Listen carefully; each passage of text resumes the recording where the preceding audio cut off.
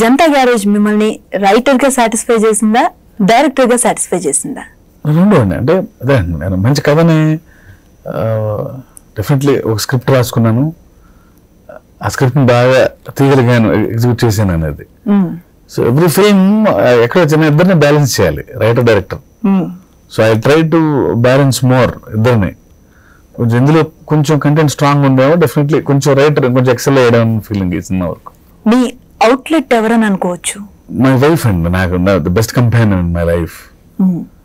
So కోపమైనా happiness అయినా ఎక్కువ అక్కడ ఓపెన్గా ఎక్స్ప్రెస్ చేస్తా, అంటే అంత బయట అంత లౌడ్గా బిహేవ్ చేయను.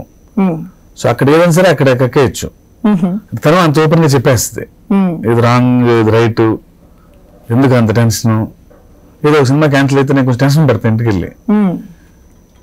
తను అసలు ఎందుకు అంటే అసలు ఎన్ని బోనస్లు కదా వచ్చినాయి ఆల్రెడీ, అసలు ఇంకా అసలు దాని టెన్షన్ అంటే అదే అంత సింపుల్ సొల్యూషన్ ఉంది. But will make it complicated.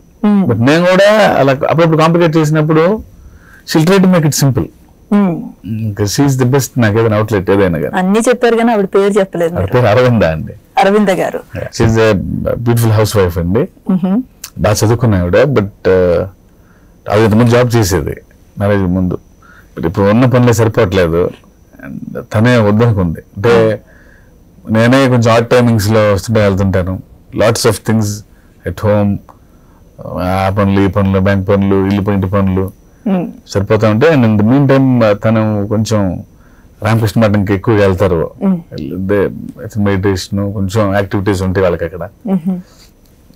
All fine, she's happy.